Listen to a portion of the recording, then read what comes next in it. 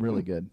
I know you've got a green screen in the other room, and you've done some Facebook Live production and airing for people. How's that turning out? How are people accepting that from the viewership side? It's amazing.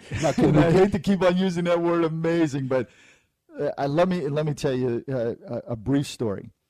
About 4 weeks ago, it was June, actually. The first week in June, my wife and I went 14 states, 14 days, 5,848 miles. And every place we went, we did a live Facebook stream of what we did. I missed one day.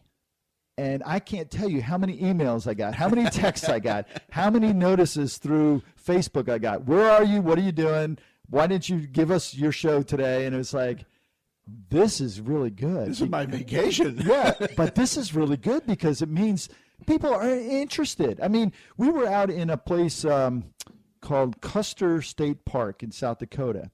And when we came through the park, we came over this ridge, and there were at least 1,000 or more buffalo just walking along and roaming. And we streamed it live. And people were like sending us comments. Wow, look at that big one back over there. And can you get better on the baby shots and stuff? You know, they're directing you already. Yeah, huh? they were directing but people were engaged. That's the difference. People were engaged. And when you can engage people, you have, I don't want to say the advantage, but now you have somebody that's willing to listen to a message. When you engage them, and I hate to say you own them, but you do. No, when you're engaged, very precise, yes. you own them. And if you have a message or a product or a story that you want to get out, you first have to engage somebody, right? What better way? If you can, get something in front of them that they really want to see or participate in, and then just boom, you put it out there. And you've got them for a long time. You've got them for a long time. They get to know, like, and trust you. I mean, they know, like, and trust you because you're in, like for us, you're in Custer State Park. You're showing them buffalo. You're moving the camera so that they can see the ones they want to see. So they're getting to know you. They're getting to like you. And they are trusting you to show things that they're interested in seeing. And they wouldn't be tuning in if they weren't, right? They'd click on it and turn it off. How many times do you do that? There's a lot of times.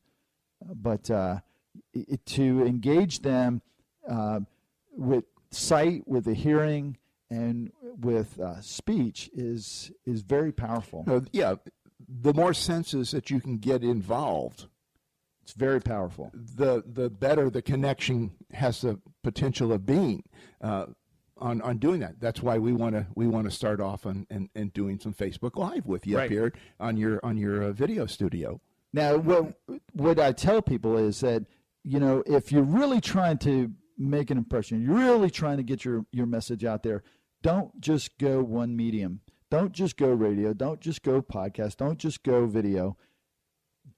Put the whole bang out there, because one of those things is going to resonate with somebody that's looking at it, right? They might not resonate with the audio, but they love to look at videos.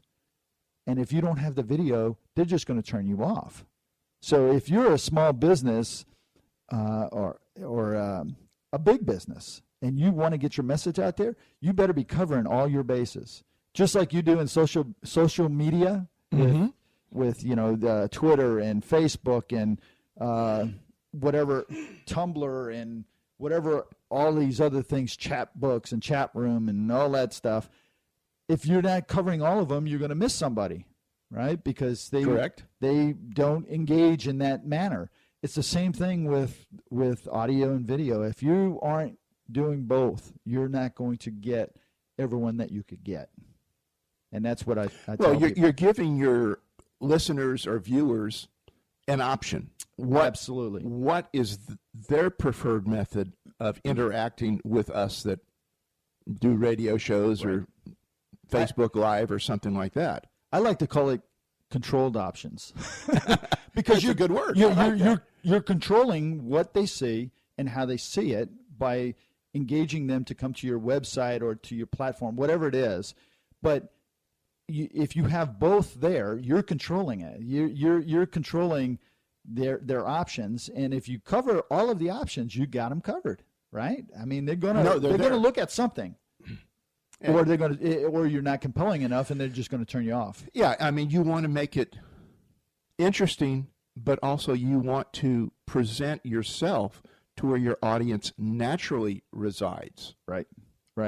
What we strive here to do at Talk Network Radio is when people think about listening to powerful shows about business, about social media, about real estate, about legal things, and in the case of hurricanes, we want them to tune in on their phone or through the internet to Talk Network Radio, because we want to be that voice that they turn to. Just like, the networks want to be the voice, we want to be the voice. And I think the only way we can do that is to have all of our bases covered, where we engage people at all different avenues. So the website, Twitter, Facebook, audio, video, and I think we have the bases covered on that. No, I mean, that's the first mantra of sales. Every September I do a seasonal forecast for what local retailers can look at as far as what are their potential for retail sales during Right. the holiday sales fest. But it's all about giving them the option. Exactly. Where is your favorite way? Now, if we're in a car, you only have one option. But Right. When you're running around and you're doing things, all of us have our smartphones. All of us get our videos through it. We get our MP3s. We get audio through it. So all of these things come into play. But I like to say it's so much better now because you actually have a captured audience, whether you know it or not, because they have their phone and it's always with them, or their device and it's always with them, which makes them a captured audience right off the bat. All you have to do now is figure out a way to entice them to turn to you versus Pandora or iHeart, or, well, we want them to go to iHeart because we're on iHeart. Yes. But you see what I'm saying? I mean, you are actually right now, it's like when I was in the business before this, we did in-flight entertainment on airplanes. And the way we sold it is you have a captured audience because they can't go anywhere. You're sitting in the screen is right there that they say is big and comfortable, right, but it's not. Right, and you control what goes on that screen. You have a captured audience. Well, now, if you're on their phone, you basically have a captured audience because nobody's parting with their phone. I mean, you walk down on the beach down here, and every other person is either talking on the phone or has the phone in their hand on the beach. I can forget my wallet. Yeah, but don't forget your phone. And I won't go back for it. Right. Forget my smartphone? No, forget it. Sorry about this, Cheri. We got to go back. You got to go back and get your phone. So you have a captured audience. Now, it's people like you and your company. It's your job to entice people to connect in to that, right? Correct. And, the internet, Wi-Fi, all of these things just make it so convenient that, it's just hard not to. Right. We're there.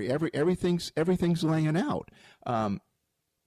The amount of educational webinars, training, everything that's done through the internet, which used to be the airwaves, right, is there. You go back to the late 90s, when all of this stuff got started. Who would have thought a meager, well, they weren't small initially, MP3 players would grow up to be where they're at today. Right. Right. And Steve Jobs had no idea what he was doing in 2001 when he created the first iPod. No. And it was all out of necessity. It was like, what can I do to make this better? And it just grows from there. And, I want to say something about the Wi-Fi because I had a discussion a week ago with somebody that says, Wi-Fi, not everybody has Wi-Fi, and it's not. Well, let me tell you something. As a business, if you have the cable company that I have, every single business gets a public Wi-Fi put in. Yep. And if you get enough of those public Wi-Fi spread out, Wi-Fi is everywhere. You know, I can walk all over this historic district and have Wi-Fi the whole time.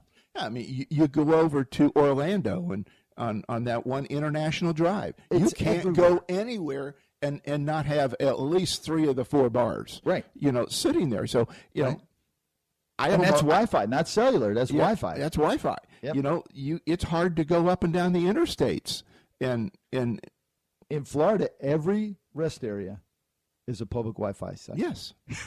So if you need to check your mail, you go 50 miles and stop and check your mail, and go another 50 miles, stop and check your mail. Now, when I get in a car like that, and I got a full tank, I don't stop. But I mean, that would be sad if you had to do that, wouldn't it? No, if you were that stuck to it. Oh man.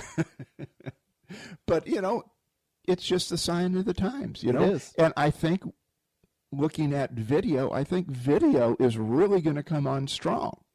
You know, Once they figure out how to, and I think they have, make it a real light, what we call payload, so that it doesn't hurt the data plans as badly as some of it does. Once they figure that out, it's going to be just like online radio. no, I do believe it will, and that is one of the things that, you know, if you like to watch videos up there, especially videos coming from us common folks, we don't have the compression algorithms in order to take something that's 100 megabytes and make it 50 megabytes. Right.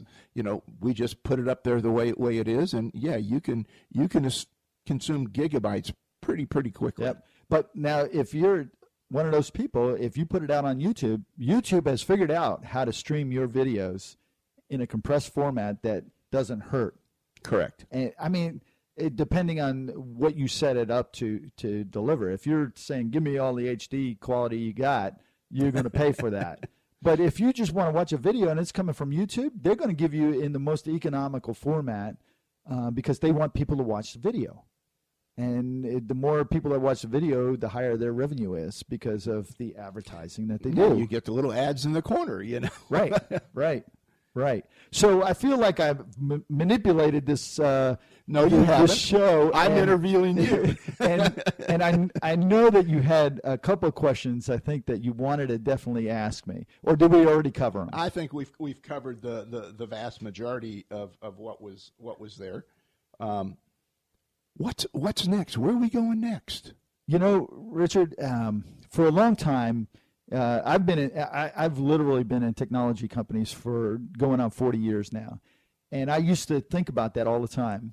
And this time I'm not thinking about it. I'm thinking about today. I'm watching what's coming, what they say is coming, but I'm trying to really stay focused on what's going on right now because I think over the years I've missed out on things because I didn't stay focused enough.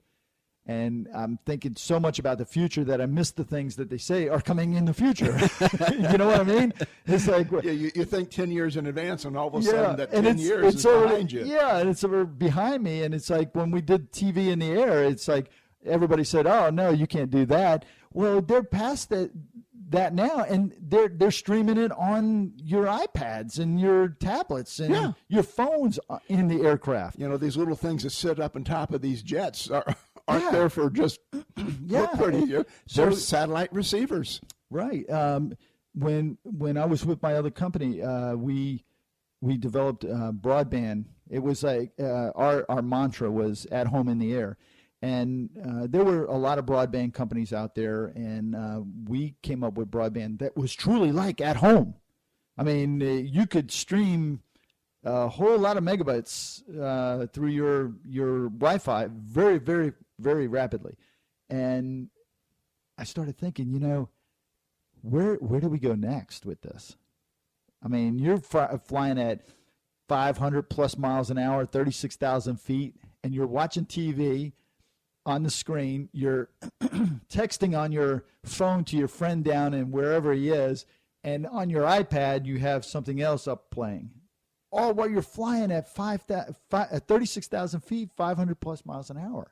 It's like it's insane. It's ridiculous, isn't it? It's just, but you know, I think you get to a point where you get overloaded, I think we're going to see that coming. I really do.